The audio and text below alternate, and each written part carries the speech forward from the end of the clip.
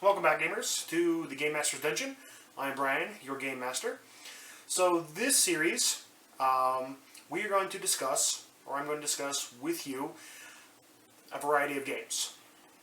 So let's just start with, so today we're going to discuss First Edition Advanced Dungeons & Dragons.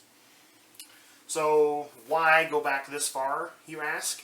Because this is really where my experience started. This is what got me into gaming as a whole. This got me through the apprehensiveness of role-playing a character. It was a lot of fun. It really kind of set the stage for kind of where we're at today. What I want to talk to you about is just kind of like about the game itself. Some of you might be newer gamers. Maybe you started in 4.0 or even 5th edition. Maybe you played 3.0, 3.5, maybe even 2nd edition Advanced Dungeons & Dragons. But none of you went far enough back to play 1st edition. So now this is obviously the re-release, the Gary Gygax edition. So it's got like the gold gilded pages. It's got the bookmarker in there. It's supposed to look like leather, and it's embossed. Very nice book. It's gorgeous. It's the same material as it was in the original release. If you look at the artwork, it's all black and white. The text is all, from that time period. I do love the text. Every time I open this book, there's a bit of nostalgia coming back from some of the great games, experiences that I've had. Honestly, for me, like, 1st edition was not about combat. I mean, it had combat just like every other Dungeons & Dragons series does, but it was really about the storytelling.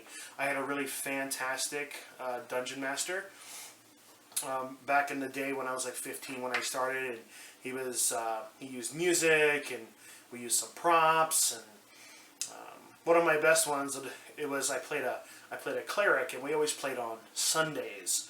So I was like I was the head of my own temple in the city. So it was Sunday, obviously. Sunday is the holy day. We had to have mass. So I had to, my character had to have mass in his temple, in his church on Sundays. And it wasn't just like, oh, let me get some dice and I roll and okay, I do mass. No. He's like, here, Brian, you take your book. And here's a soapbox, and he gave me like a robe, I think I remember, and I had to get up on the soapbox, and I had to basically I almost had to LARP it, and that right there, when they talk about the apprehensiveness of of being a player, that's where you really get over that, because the rest of the party is, they were part of the town, and they followed my faith. Some of them did. They would come and they would sit in the front row of mass, and they would just sit there and watch me, and I had to do mass. Because I had so many converts and stuff like that I had to make. Obviously, maybe a later video I'll talk about all of my experiences in 1st edition. But really kind of what I want to go over is just, for some of you that may not know, is just what's in this game. This is obviously not 3.5. There's no feats. This isn't 4.0. There's no powers. This isn't 5th edition where there's all this great customization. It's pretty straightforward. So you got your 6 basic attributes, strength, intelligence, wisdom, dexterity, constitution, charisma. You have your races: dwarves, elves, gnomes, half-elves, halfling, half-orcs, humans. Then you had your character classes. You had the cleric, you had the druid, the fighter. Under fighter you had paladin, ranger. You had just a magic user, is what it was. It wasn't even a wizard. And then you had like a specialist class, illusionist. And then there was no rogue. It was thief. Like you stole, you picked pockets. Skullduggery, things like that. Under that, you had the assassin. Then you had the monk, which is fantastic. We'll talk about the monk. Multi-class characters, and then characters with 2 classes. So let's kind of take a look here. So generating ability scores was kind of the same way, but this used, I think this kind of, if I remember, this went away at 3rd edition. So when you hit 18 strength, you didn't go from 18 to 19. There was 18, and then your percentiles, like 1 to 50%, 51 to 75, 76 to 90, 91 to 99, and then 18, 100% was the maximum human strength, is what it says. Your ability modifiers are the same. That's maintained through the ages. Weight allowance and all that stuff. Ability to open doors, bend bars, lift gates with percentages. You can just kind of take a look at some of the artwork here in it. You know, very, very old school. It's awesome. Let's see, let's get to, and then like it had these stipulations, like if you were like a gnome fighter, you had, you couldn't progress past, you know, X level unless your strength was X high. and you know, other classes had stipulations like that. Like, let's see, like halflings. The character of the halfling race can be a fighter, thief, or a fighter thief. As halflings are unable to work beyond level 6 as fighters, it is most probable that the character will be a thief or a multi-class fighter thief. So it was like, you know, there was a lot of restrictions on like what you could, like how far you could go with certain, you know, I could be a gnome. You could be, so like a gnome. So a character of the gnome race can select to be a fighter, maximum of 6th level. That's it. Couldn't be 7th, couldn't go to 8th, no matter how much XP you gained. You could be an illusionist, maximum of 7th level, a fighter or an assassin up to 8th level. It is also possible for a gnome character to be 2 classes at the same time, fighter illusionist, fighter thief, illusionist thief. In later cases, the character is restricted to the wearing of leather armor and, you know, all the different restrictions and things like that. Then they have like their different stat bonuses and things like that. It's, you know, it's definitely, if you've only ever played like 3rd edition, 4th edition, it's going to be really hard for you to go back to this, because it uses what they call like the THACO system, so THACO or 0, to hit armor class 0. So there was like this little chart. Let me see if I can find the character sheet. You can have a character sheet in the back of this. Oh my god. This tells you how old it is. There's not even a character sheet in the back. It's been so long. The sad part is I don't have my original books anymore. Through time and negligence, I have misplaced them and lost them. Any of those that watch this video and that gamed with me, please don't be upset. But yeah, so like you had to like create your own character sheet. You know, there's no character sheet in there. We had them on using like a bubble jet printer, you know, with the little strips on the sides, you know, would come out that you would fill in. You know, it had like your spells per day, like it does in 3.0 and 3.5 and Pathfinder and things like that. Your different classes, you know, that got different abilities at such and such time, kind of like it does in 3rd edition. Talks about, you know, the assassin. Now the monks. Let's talk about the monk. So let me just see if memory serves here while I kind of scan over this. If I remember correctly, so once you got so high of a level of monk, you could not progress to a higher level. So say I was level 9, if I wanted to become a level 10 monk, I would have to go find a monk of 10th level, challenge him to, you know, a duel, and I would have to beat him in order to gain that rank, because it's ranks. So like as an example, so like level 8, you're Master of Dragons, level 9, you're Master of the North Winds. And what's great, so level 17, and that was it. You didn't go to 20, you didn't go to 18, 19, level 20 was it. You were the Grand Master of Flowers. If you ever got that far, that's over 3 million XP. But XP was a drag to get back in the day. You basically, it's one of the things, like, you just kind of set the monk aside. You're like, okay, I don't need to play this guy anymore because, you know, he's very powerful. Only like the strongest of enemies would give you any challenge. Let's see, what table? Athletic, armor, character. You know, that might have been just like a house rule. I'm not really. There's a whole section here on everything it can and can't do about gaining levels. So, it's like I get the wall running.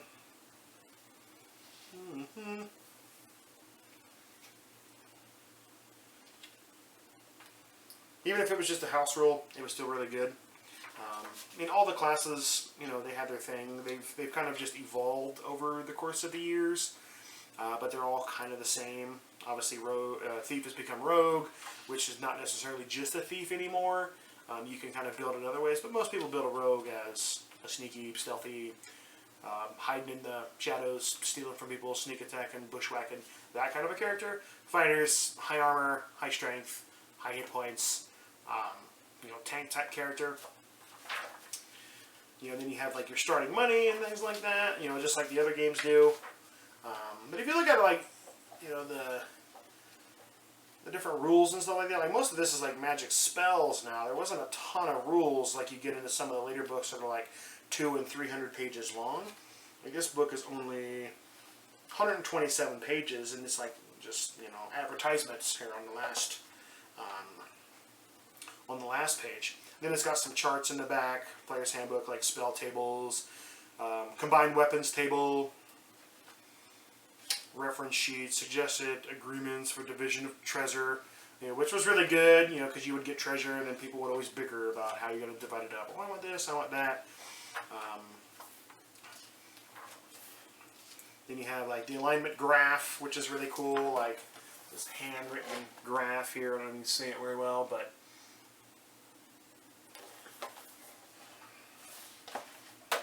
you know, in this, like, druids were neutral. It does have rules for bards in the back, scions, molecular manipulation. Fantastic.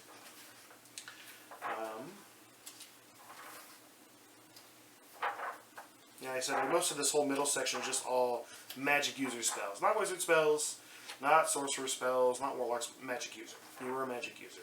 So it really didn't matter, like, how you want to kind of build your guy. Druid spells, you have cleric spells. But really, like, I suggest, as if you've played Dungeons and Dragons, like the newer stuff, I would suggest at least going back and giving this a shot, just so you can kind of see like where the game evolved from. Obviously, the second edition of Advanced Dungeons and Dragons is, you know, night and day compared to this, with its kind of complexity and its stipulations and things like that, and its restrictions on race versus class and things like that. But also, this is where the original Tomb of Horrors was written for, was first edition Advanced Dungeons and Dragons. I've played through that. It's absolutely atrocious. It's like, you want to talk about PC killer, that's that game. That's that module. If you ever beat, like legitimately beat, not cheating, not, you know, the DM's being nice. I'm talking like the DM does what the module's supposed to do. Like, if you survive and get to the end and win, like, gold star. Like, it is absolutely hard. If some of you have beaten it, legitimately, put some comments down below, and let's talk about that. I've never been able to beat it as a player in any of its iterations. Like, they redid it for 3rd edition, 3035 D&D. We played through it. There's environmental hazards versus traps, you know, so the thieves, the rogues can find traps and disarm them. But environmental hazards, you can't spot them, you can't disarm them. They're just, they set off, and tons of, like, whole hallway collapsing in on itself. Like, you're just dead. You take ungodly amounts of D6 damage, and you're just dead. So, it's one of those things, like, it's a real nail biter. You know, don't forget the 10-foot pole. People neglect the 10-foot pole that you can buy in there.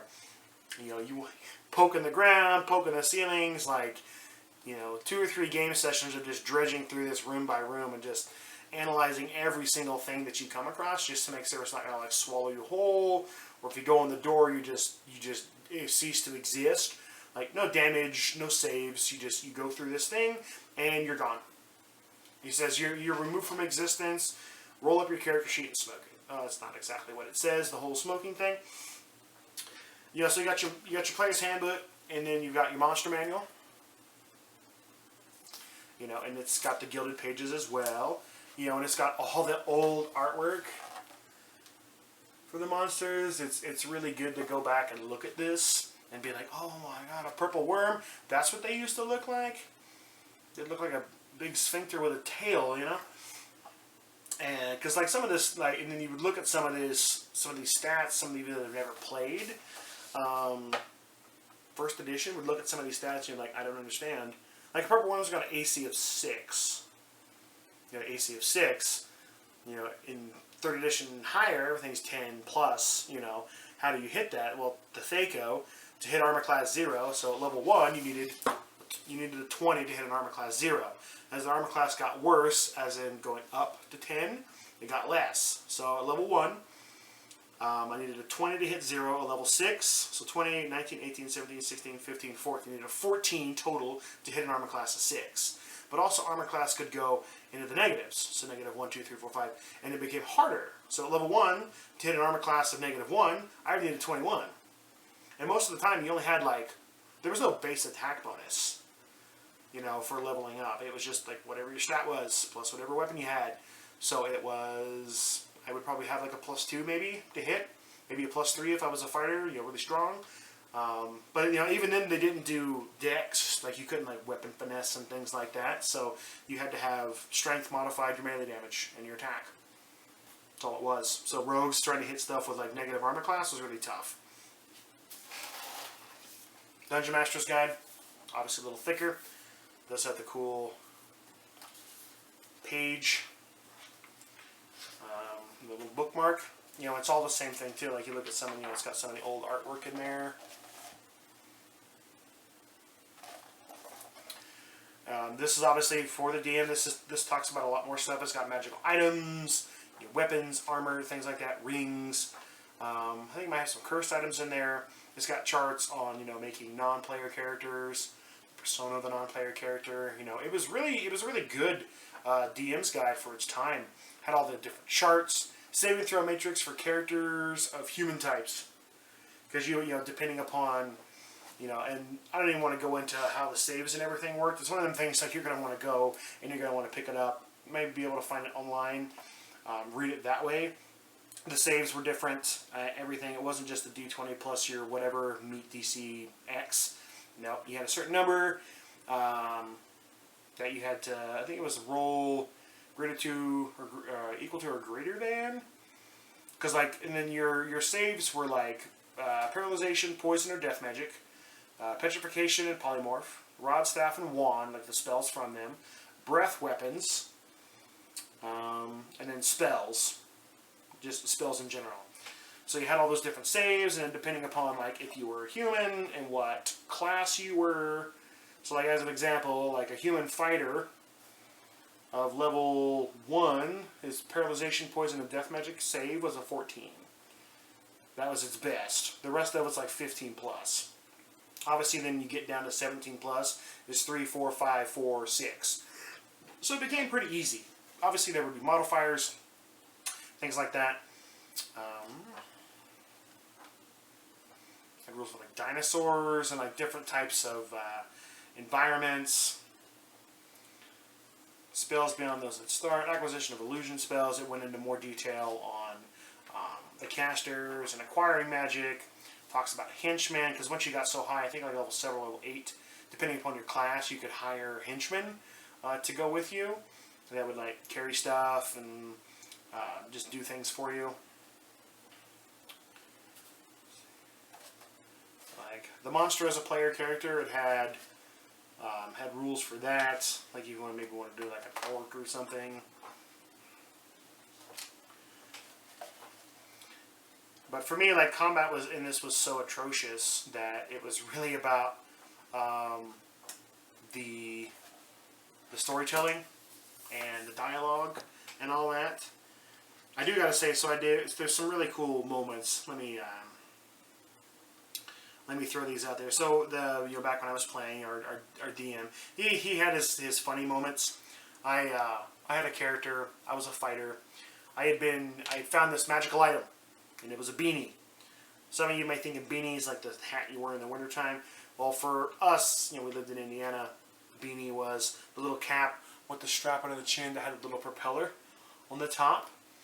Yeah, I know, exactly, right? So you would put the beanie on. It was the magic beanie. And you would put it on, and you would spin the helicopter while you said this incantation. So it was eeny weeny magic beanie pointing toward the sky. Give me strength, muscle, vigor, form a super guy. So I would be struck with lightning, and I would turn into Superman with, like, you know, blue armor and this big SG on my chest and this leather cloak, and I had like 100% strength, and I had like a -3 armor class, and I could spin the beanie, and I could fly. Like, it was goofy. Like, it was a lot of fun. It's something like, that's 15, 16 years ago, and I still remember that saying, right? Like I said, this game wasn't about like those epic rolls that I made to kill the monster. It was about those great story-driven moments and those times that I spent with those other players in the game. But that's about it for first edition Advanced Dungeons and Dragons. Obviously, we could talk all day on it. If you do have any comments, put them down below, and we can talk about it. If you have questions, put them down there as well. I'll try to answer them for you.